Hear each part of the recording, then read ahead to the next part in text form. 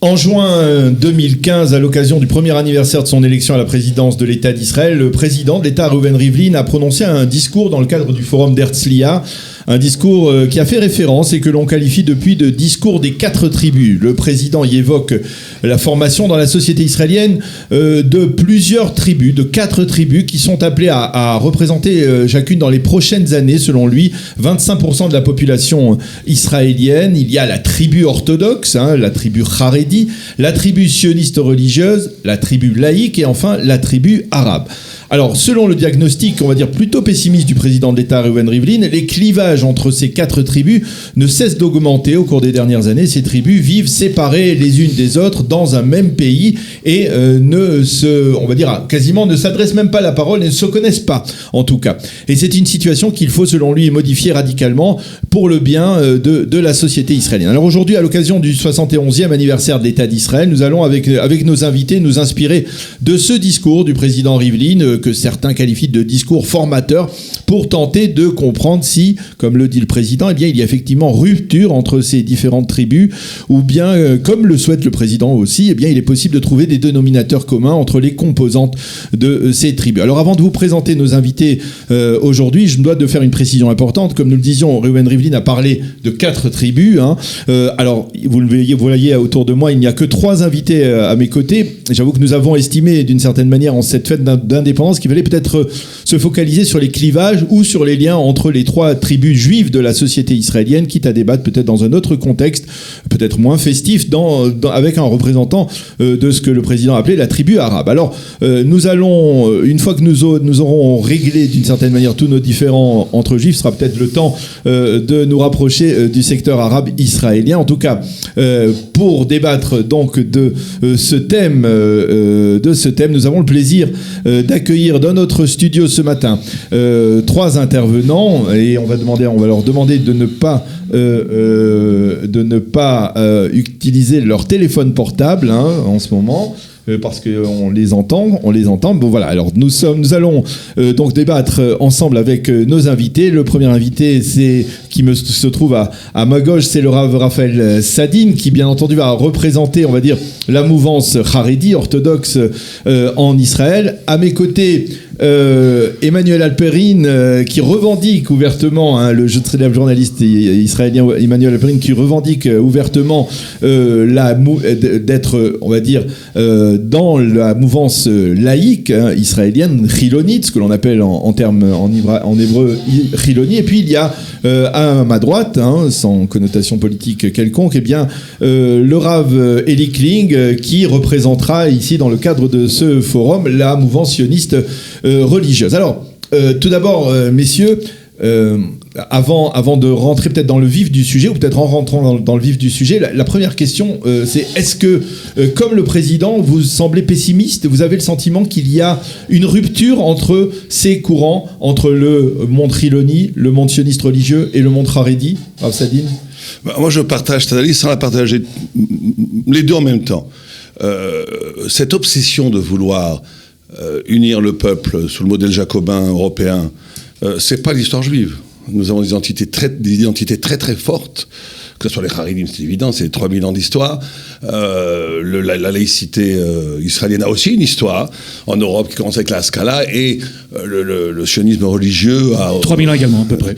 Oui, on peut dire qu'il y a quand même eu un renouveau de la conception du rapport à la terre, c'est vous-même qui prenez le renouveau du juif, donc il y a quelque chose de nouveau. Mais bon, c'est très bien aussi. Mais je pense que c'est un faux débat quelque part. C'est-à-dire que ça soulève un vrai problème, mais ça nous oriente vers un faux débat. Nous n'arriverons pas à un modèle où on va aplatir les différences des juifs. Le juif est trop intelligent, trop génial, trop multiple, trop lié à des fondamentaux qui dépassent les États et qui dépassent même le sionisme, pour que l'on puisse rêver d'une Suisse fédérée où tout le monde serait autour du drapeau calmement patriote. Ça n'existe pas chez les juifs, ça n'existera jamais. Donc il faut prendre en compte l'histoire juive qui est massive et qui a produit différentes figures du judaïsme, différentes figures de façon d'être juif qui sont là en terre. Maintenant, le rapport à la nation, à la patrie, elle existe, mais est-ce qu'elle doit être totalisante comme le sous-entend le discours du président Rivlin? Je crois pas. Emmanuel Perrin, les tribus, c'est pas une nouveauté dans l'histoire du peuple juif. Il y en a eu des tribus, même dès qu'on est sorti d'Égypte, il y a 3500 ans, il y avait déjà des tribus.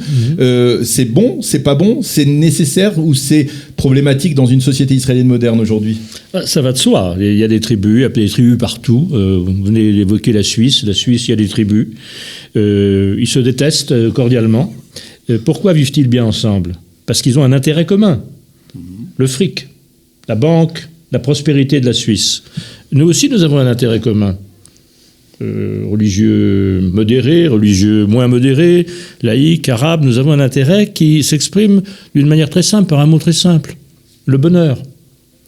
Tous les sondages que l'on a ces dernières années sur la société israélienne nous montrent que toutes ces tribus dont on parle, et d'autres, parce qu'il y en a d'autres, quand on dit 4 tribus, on peut continuer, les clivages sont nombreux. Au sein du judaïsme orthodoxe, les clivages, et des gens qui ne se parlent pas. Oui. Au sein de votre groupe, mais il y a des gens qui se parlent dans votre groupe aussi. Mais non, mais j'allais le dire. Et au sein, par exemple, de la société arabe, il y a des gens qui ne se parlent pas. Qu'est-ce que ça veut dire, la société arabe? Il y a les chiites, il y a des sunnites, il y a des druzes. Alors, ils se considèrent même pas comme arabes, ils sont autre chose. Non. Ce qui est commun à tous aujourd'hui en Israël, c'est qu'ils se sentent heureux d'être israéliens.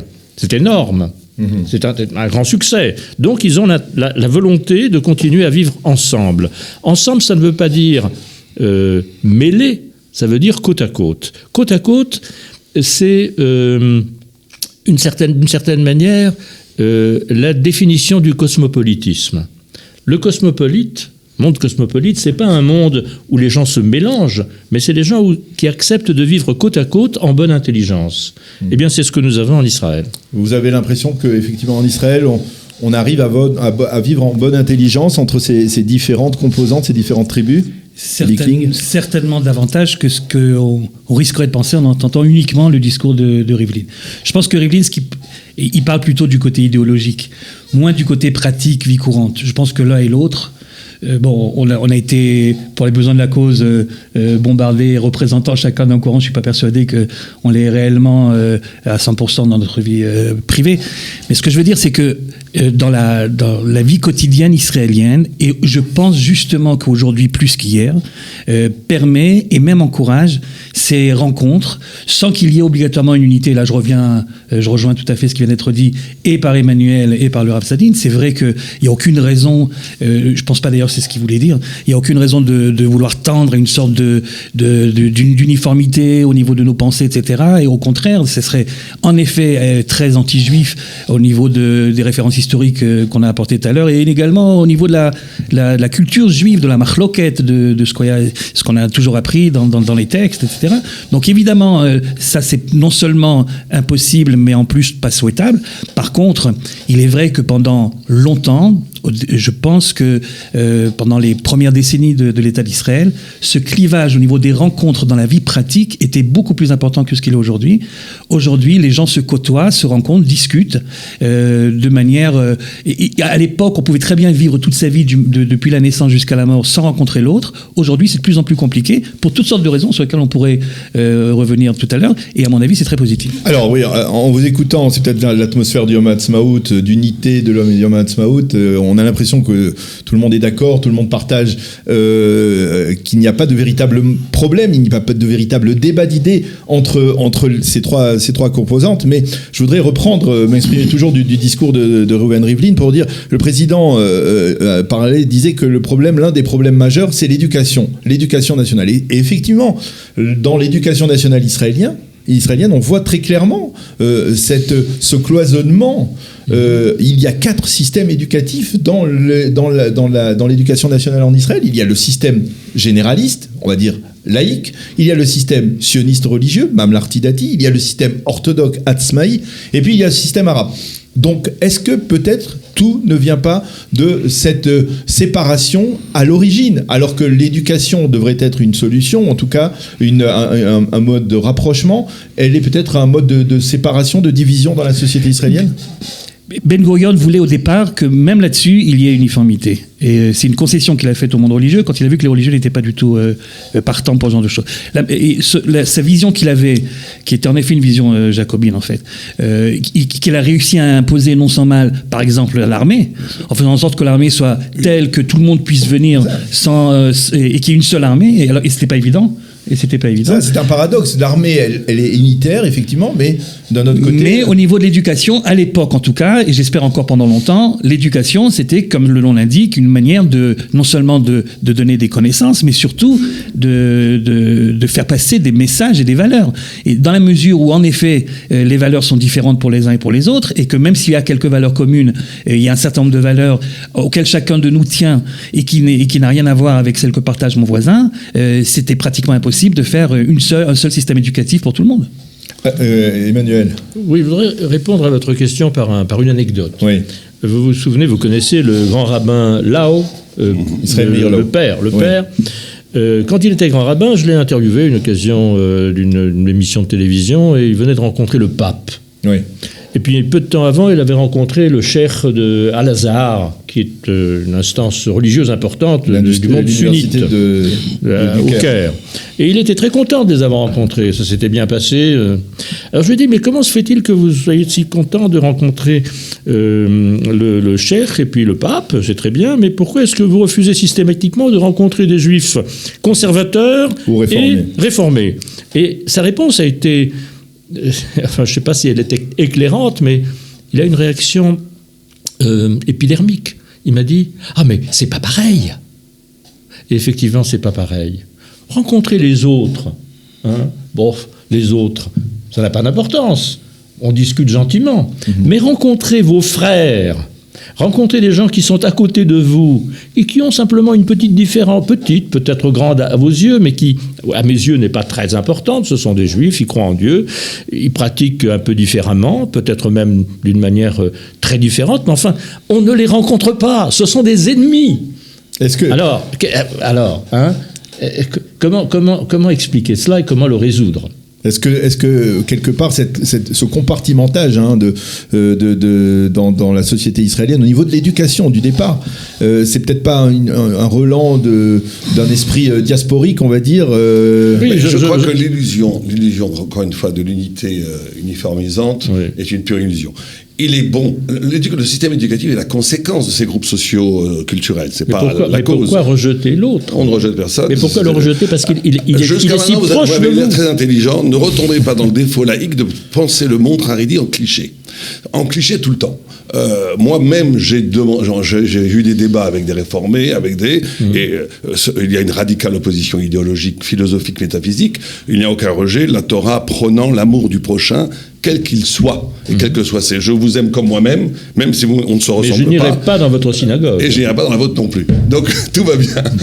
Non, mais ce que je veux dire par là, ce qui est très important, c'est que cette richesse de la diversité, de l'unicité, de l'authenticité juive, c'est une richesse incroyable. Aujourd'hui, dans le monde occidental, on pleure le vide, la vacuité. Qu'est-ce que ça veut dire ? Je vous arrête là-dessus sur ce terme d'authenticité, parce que c'est un terme qui est très fréquent dans le monde orthodoxe. Ouais. On parle de l'authenticité de la Torah comme si c'était une authenticité exclusive.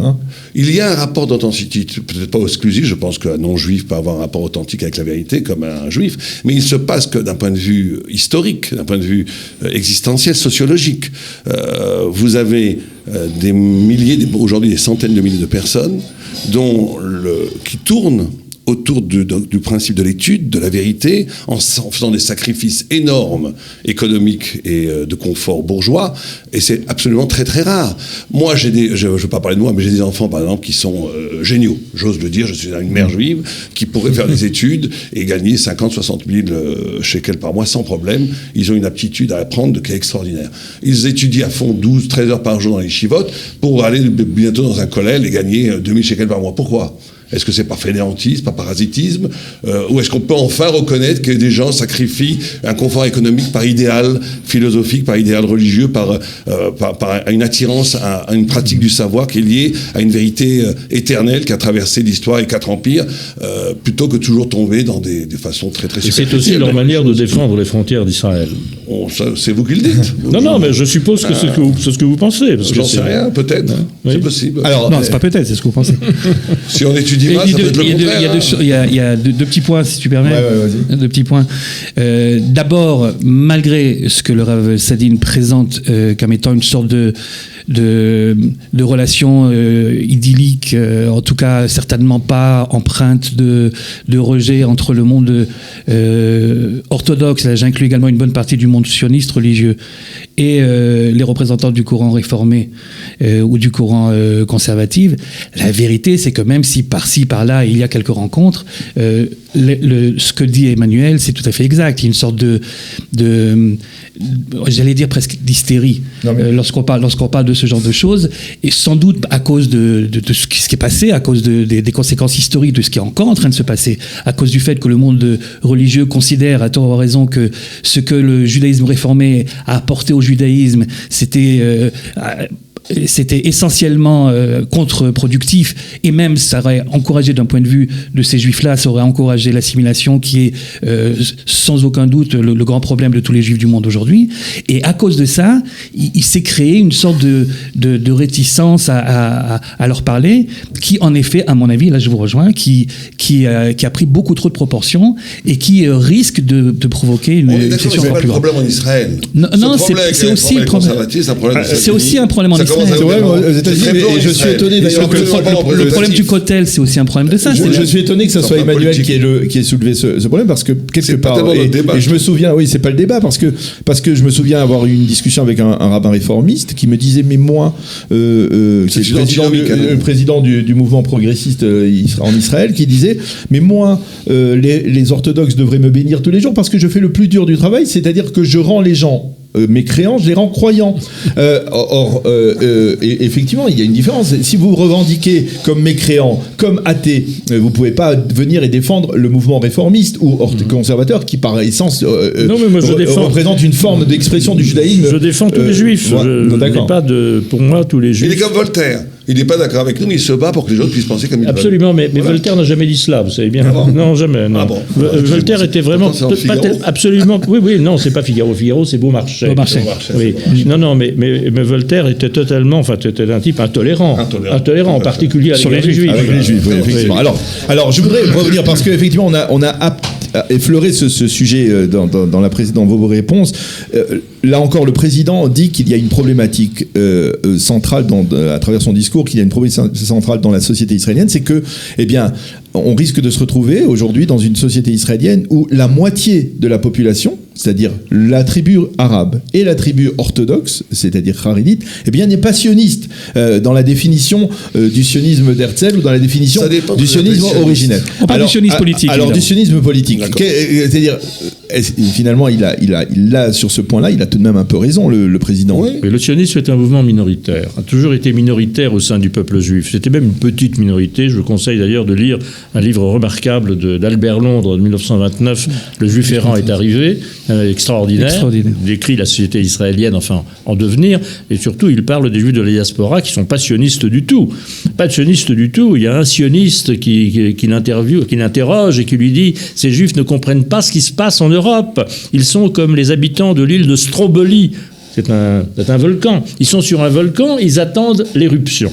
Alors nous savons que le sionisme a toujours été minoritaire, mais ce qui est intéressant pour revenir au débat, c'est qu'au sein même de chacun de ces groupes, de ces tribus, de ces sous-tribus, je peux toujours citer la célèbre répartie du Rav Shach, n'est-ce pas, lorsqu'il parlait des Lubavitch. Vous connaissez la formule. Si j'étais plus jeune. C'est la secte la plus proche du judaïsme. La secte la plus proche du judaïsme. C'est terrible de dire un truc pareil sur des juifs.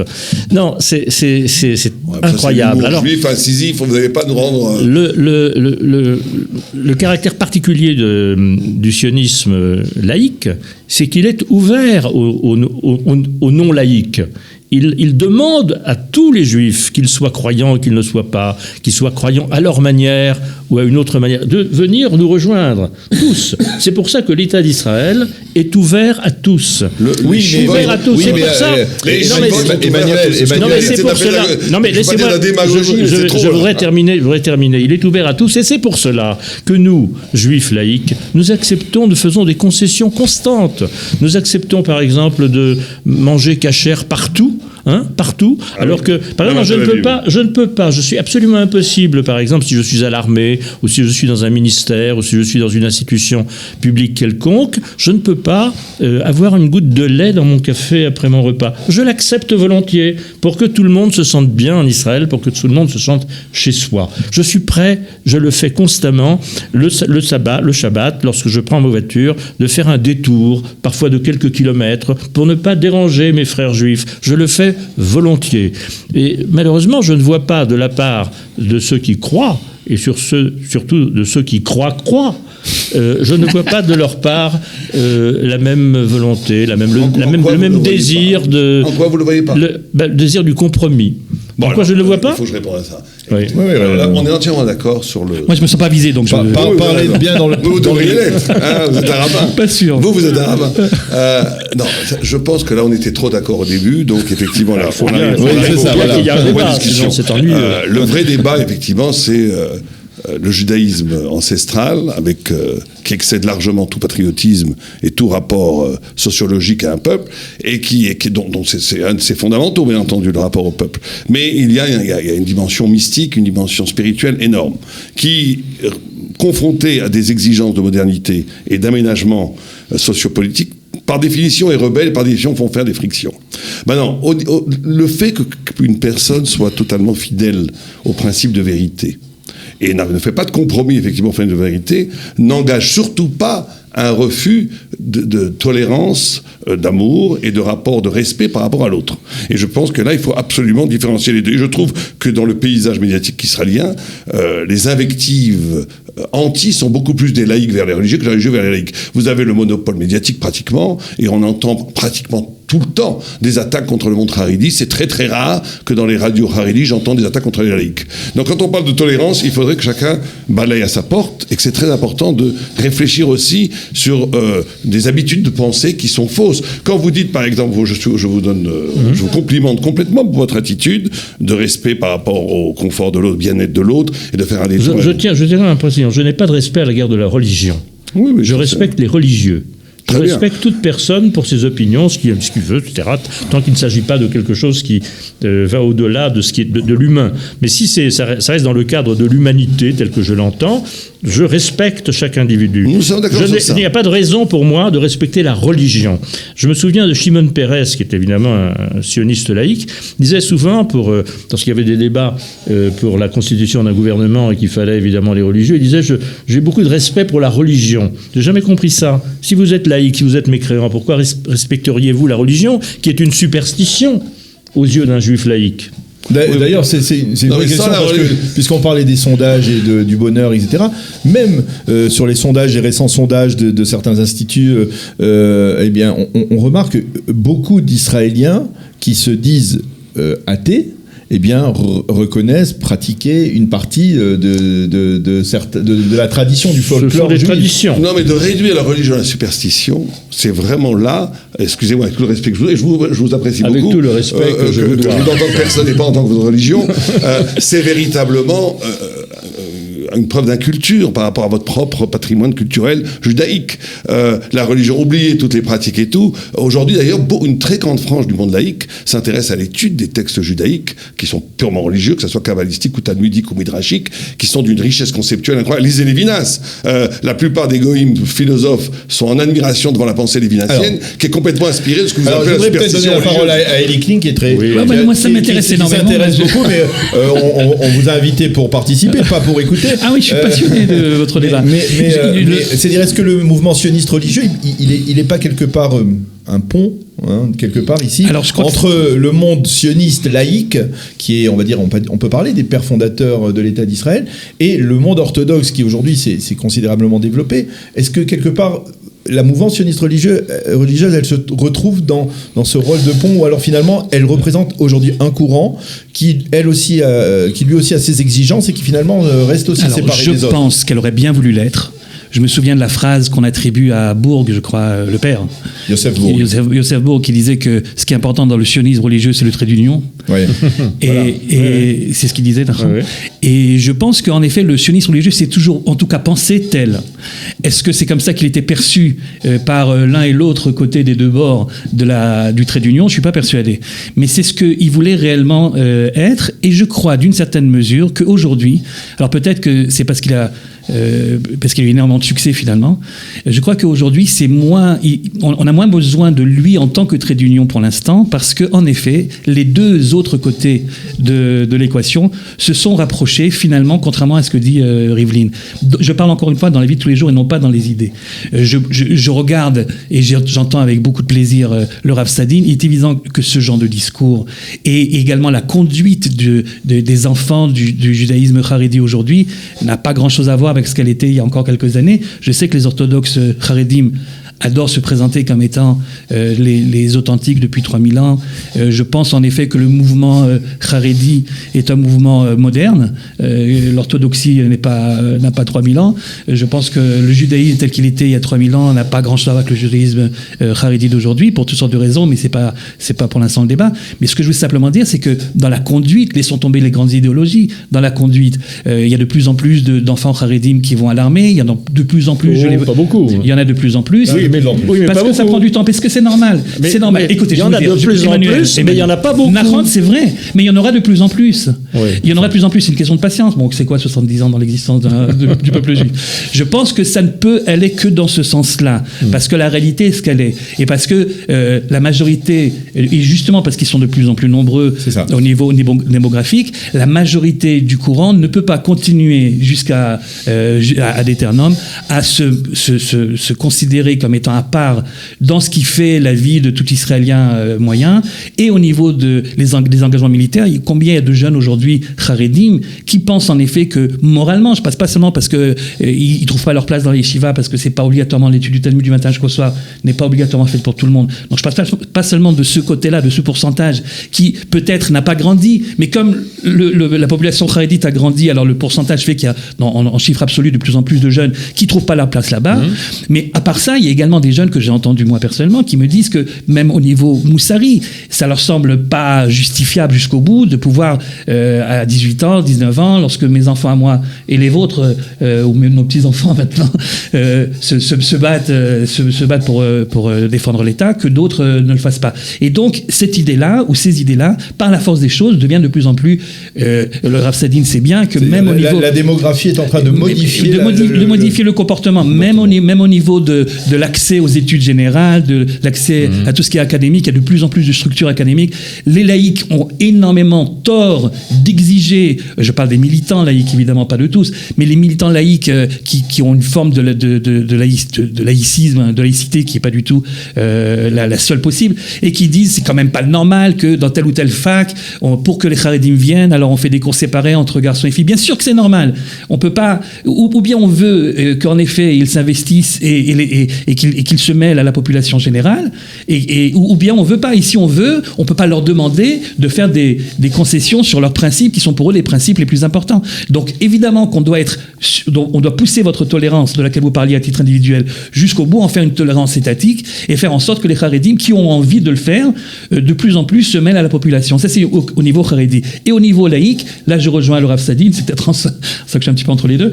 Vous êtes le trait d'union. Le trait d'union, donc c'est vrai qu'au niveau laïque également, il y a de plus en plus de gens qui s'intéressent, il y a de plus en plus de midrashim, de baté midrash qui sont des baté midrash, on n'exige pas de mettre une kippa avant de rentrer, on étudie tout par but, par souci de connaître, c'est même plus que ce qu'on faisait nous à l'époque. À l'école, on étudiait Pascal par exemple, le jansénisme, etc. à l'école juive, moi j'étais à l'école juive, et on l'étudiait parce que ça faisait partie de la culture générale française et que c'était normal de le faire, personne ne se sentait menacé à cause de ça.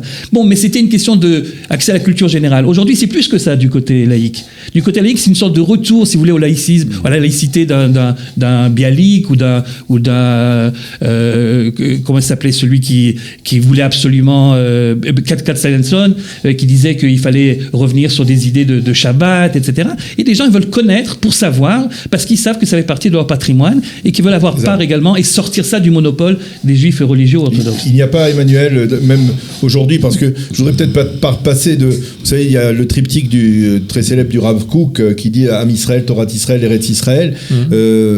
Pour essayer de l'inscrire dans ce débat provoqué par le président. Et on peut dire peut-être que, et dites-moi là où je me trompe, il y avait une focalisation du monde orthodoxe vers la Torah d'Israël, une focalisation du monde sioniste religieux vers la terre d'Israël, en particulier depuis la guerre des 6 jours, et on va dire du généralisme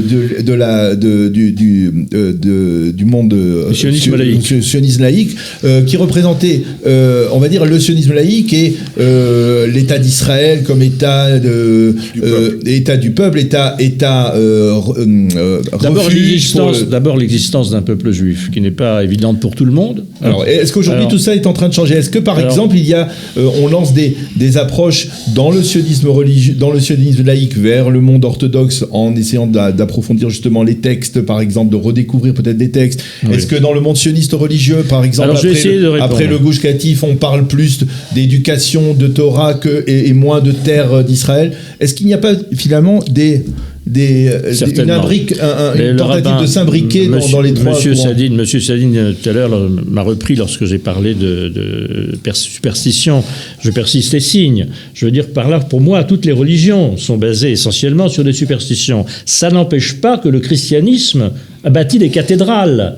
J'admire les cathédrales, j'admire la philosophie juive, j'admire les philosophes qui s'inspirent du judaïsme. Ça n'empêche pas que pour moi, toute religion est fondée sur... enfin, je reviens sur la même idée. Mais ce que je voulais dire, c'est que... Et là, ça ferait peut-être plaisir à toi aussi peut-être, Daniel. Pour le judaïsme laïque, le seul moyen de se maintenir, le seul moyen pour un juif laïque de rester juif, c'est de venir en Israël, c'est de vivre en Israël. Un juif orthodoxe, ultra-orthodoxe ou même modérément orthodoxe peut continuer plus ou moins difficilement, plus ou moins facilement à vivre son judaïsme en diaspora. Par exemple, en Grande-Bretagne, la communauté juive qui est la seule qui croit en nombre, c'est la communauté ultra-orthodoxe. Il y a de moins en moins de juifs laïcs, tout simplement parce qu'ils s'assimilent. Donc, en diaspora, on peut rester juif grâce ou par la religion. La religion nous a toujours protégés. Elle nous a protégés en créant une sorte de ghetto volontaire. Nous savons cela, n'est-ce pas? La cacheroute, le Shabbat, toute cette manière de protéger les Juifs de tout contact possible avec... pas tout contact possible, mais tout contact exagéré aux yeux du judaïsme avec les gentils. Aujourd'hui, ces limites-là n'existent plus. Elles n'existent certainement pas pour un Juif laïque. Donc le seul moyen de perpétuer son judaïsme laïque, de le faire passer à la génération suivante, et à la génération suivante, c'est de le vivre en Israël. Mais dans un Israël qui n'a plus la même définition qu'il y a peut-être 70 ans, un État refuge, un Israël dans lequel il faut faire un lien entre la terre et le peuple, peut-être pour mieux comprendre ça, pour qu'il soit plus solide, ce lien. Non, un État d'Israël, alors vous savez, il y a cette fameuse loi qui a été votée il y a quelques mois, Israël, État-nation du peuple juif, la loi sur la nation.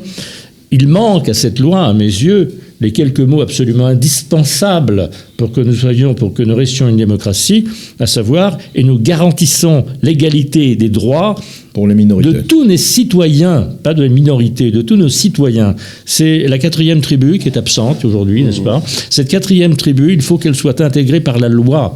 Il faut que la loi le dise. La déclaration d'indépendance de l'État d'Israël le disait. Elle le dit toujours puisqu'elle existe. Le texte est là. Et ce texte... On semble qu'on l'ait oublié.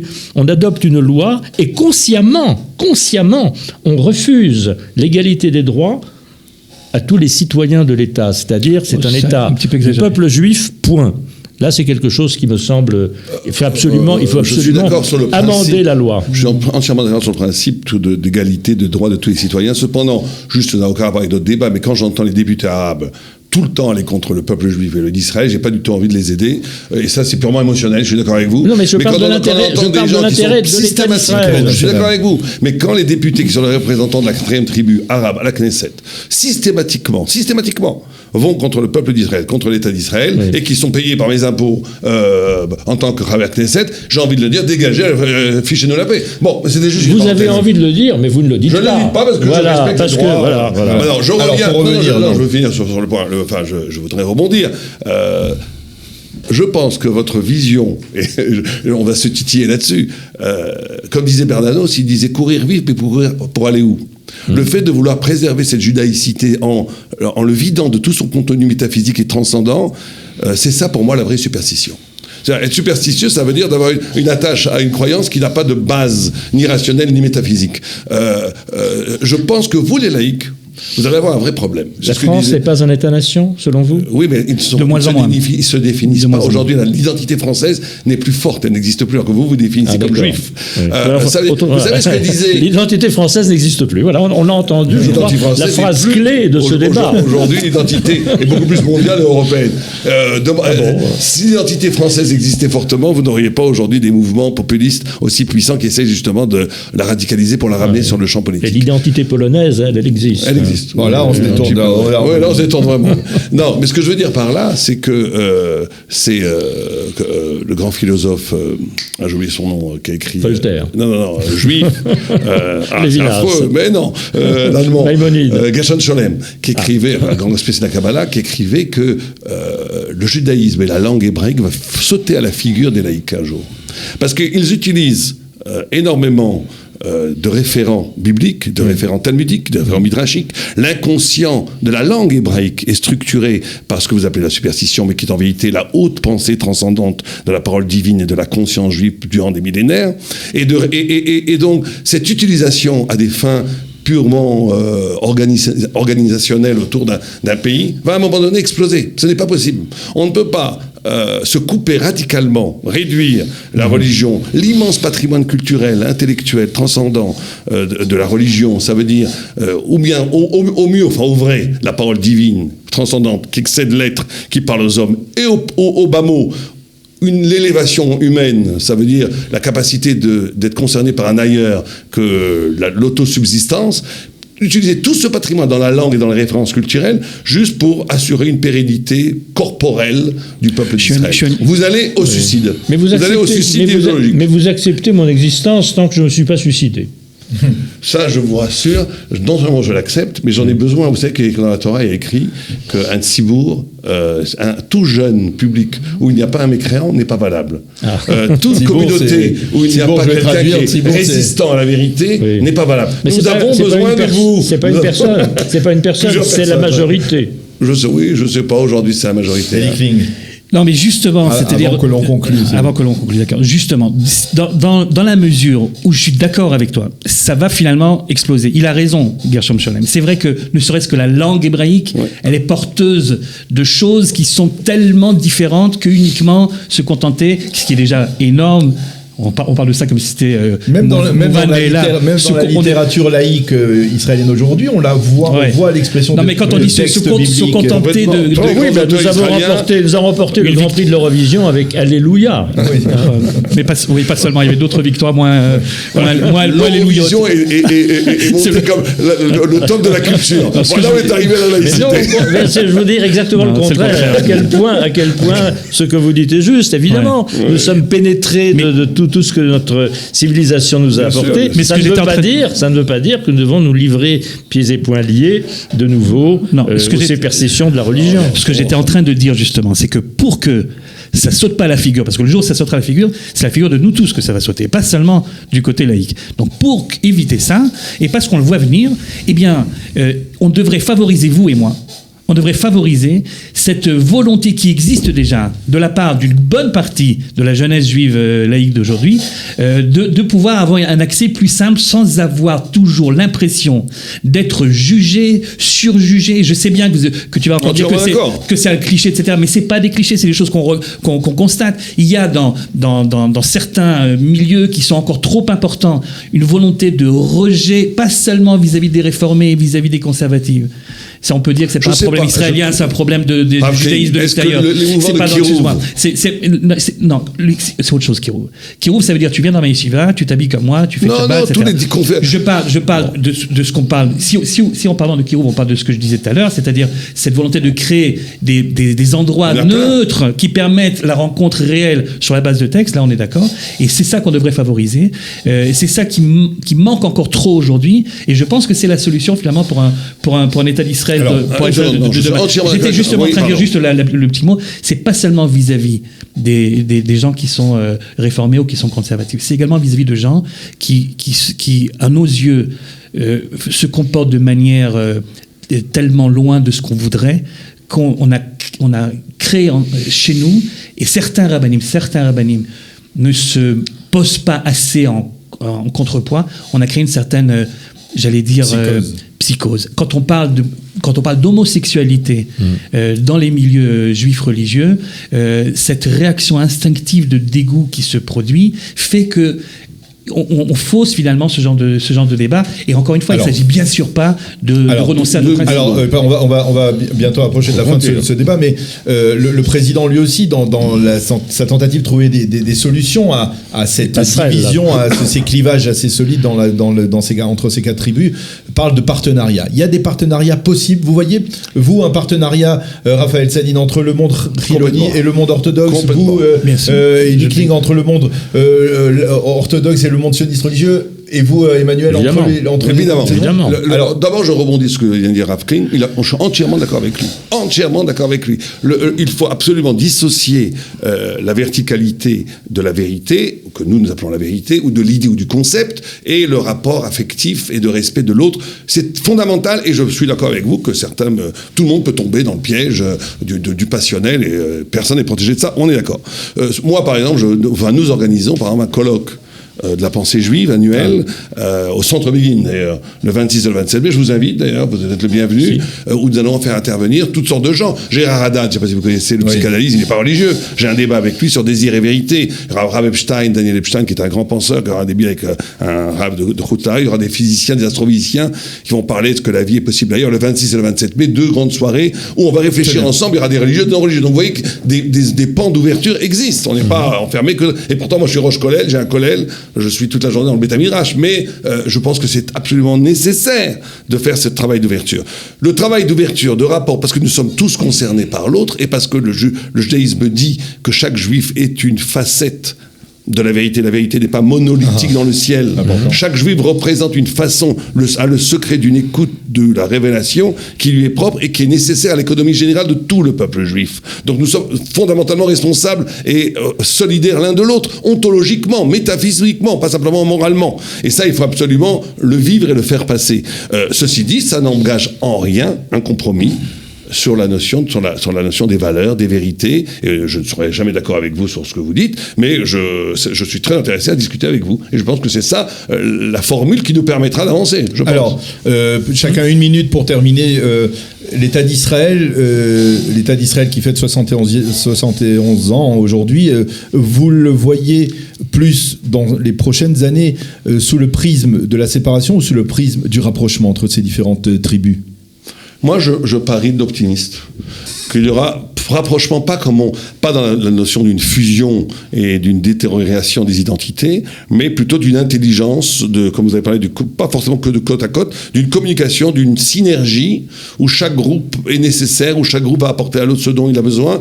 Et en vérité, quand on dit que les Haredim sont pas très sionistes, c'est vrai pour une très petite fraction qui sont très anti-sionistes. On les connaît d'ailleurs, aujourd'hui ils ont même une formation politique, mais la plupart, sans être sionistes politiques, ni cookistes, on dit cookistes, oui. Kouknik, sont très... Quand vous avez un match de foot, un des grands scandales qu'il y a eu dernièrement, ça a été quand l'Eurovision a été remportée à la Yeshiva de Hebron, qui est une des meilleures yeshivas, ils ont dansé pour fêter la... Donc ça, c'est la preuve. Comment ont réagi les rabbinim de la Yeshiva de Hebron ? Très mal, ils ont eu raison d'ailleurs, c'est pas la place d'une yeshiva. Mais je veux dire, mais tout le monde est d'accord de dire qu'aujourd'hui, quand il y a un match de foot Israël-France, tout le monde est pour Israël. C'est-à-dire que les gens se sentent concernés, il y a une solidarité. On est sioniste dans le fait qu'on sent qu'on vive un destin commun ici, entre nous, nous, et quelque part, on se sent plus proche d'un juif laïque ici qu'un juif religieux à New York, quelque part. Évidemment. Parce que nous vivons le même. Ça ne veut pas dire que dans les idées, nous sommes d'accord. Alors, une minute, Emmanuel Alperi. Je n'ai pas grand-chose à dire parce que je suis parfaitement d'accord avec ce que M. Sadine vient de dire. C'est tout à fait cela. Nous sommes condamnés à vivre ensemble. Nous sommes condamnés. Plus optimiste, en tout cas. Donc j'adore l'optimisme. On est là, on est bien. C'est très important, on est bien. C'est bien d'être ici, c'est bon pour nous, c'est bon pour le peuple juif tout entier. C'est bon aussi pour le judaïsme. Pour l'humanité aussi. Pour l'humanité peut-être, mais ça je vais pas jusque-là parce que j'ai pas ce genre de prétention. Mais nous avons une société assez ouverte, assez cosmopolite. J'aurais voulu intégrer beaucoup plus la composante arabe d'Israël. J'espère que cela viendra. Je reviens sur une idée fondamentale. La Constitution américaine, la Déclaration d'indépendance américaine parle de pursuit of happiness, c'est-à-dire la recherche du bonheur. Oui. Nous n'avons pas ça dans nos textes, mais je crois que c'est vrai de toute société humaine et certainement de toute société démocratique. Les Juifs cherchent le bonheur en Israël. Et je crois que la plupart d'entre nous, d'une manière ou d'une autre, le trouvent. C'est une société heureuse, avec énormément de difficultés, avec énormément de problèmes, avec énormément de risques pour l'avenir. Nous ne savons pas du tout de quoi l'avenir sera fait, mais d'une manière générale, les gens sont heureux ici. Et je crois que c'est quelque chose qui... c'est commun à tous les Juifs, et je crois aussi aux Arabes israéliens. Il fait bon d'être israélien. Et quand on est heureux, on se rapproche presque naturellement, beaucoup plus facilement, n'est-ce pas, Eli Kling ? Oui, donc évidemment, je suis pas obligé. Je rejoins évidemment cet optimisme général apparemment, mais je voudrais conclure. En fait, c'est une grande victoire du sionisme. Une des grandes victoires d'Israël, c'est que ces 70 années où l'État d'Israël s'est tellement renforcé fait que le sionisme n'est plus une question est-ce qu'on peut être contre, est-ce qu'on peut être pour. C'est un fait, et c'est un fait qui va, heureusement, en se renforçant de jour en jour et d'année en année. Et ce qui fait qu'on peut aujourd'hui être Haredi sans obligatoirement montrer qu'on n'est pas sioniste ou montrer qu'on est anti-sioniste. C'est plus le sujet. De la même façon, la grande victoire de la Torah également, qui au départ, quand elle était encore fragilisée dans les premières années de l'État, et certains pensaient que c'était quelque chose qui allait disparaître. Aujourd'hui, tout le monde sait que comme l'État d'Israël, le monde religieux n'est pas prêt de disparaître. Alors ça permet à des gens qui sont pas obligatoirement religieux de pouvoir accepter l'autre sans être obligés de montrer à quel point ils le sont pas. Et je crois que c'est ces deux grandes victoires finalement de l'État d'Israël, ces victoires que l'on doit à tous ces jeunes. On vient de quitter, je sais pas à quel moment ça va être. Oui, de Yom Ha'atzmaut. On est entre Yom HaShoah et Yom HaZikaron. Cette victoire extraordinaire que l'on doit d'abord à ceux qui ont donné leur vie et leur courage pour ça, et également à l'aide d'Akadosh Baruch Hu, eh bien ça permet d'envisager l'avenir de manière beaucoup plus optimiste, en pensant que les grandes guerres idéologiques de l'époque où c'était encore l'enjeu, est-ce qu'on va créer l'État, est-ce qu'on va pas créer l'État, quel genre d'État on va créer, etc. Aujourd'hui, tout ça s'est un petit peu résorbé, et ça permet de pouvoir discuter de manière ouverte, sans se sentir menacés l'un par l'autre. Eh bien, messieurs, merci beaucoup. Je crois que ce débat était à l'image de l'État d'Israël aussi, de la société israélienne qui, on va dire, 363 jours par an se divise, se dispute, mais aux journées du Yom HaZikaron et du Yom Ha'atzmaut parvient à se ressouder parce que finalement, eh bien, apparemment, et vous le dites, vous le reconnaissez aussi, ce qui nous rapproche est beaucoup plus important et beaucoup plus solide que ce qui nous divise. Merci beaucoup d'avoir été avec nous et Chag Sameach. Merci Daniel, merci.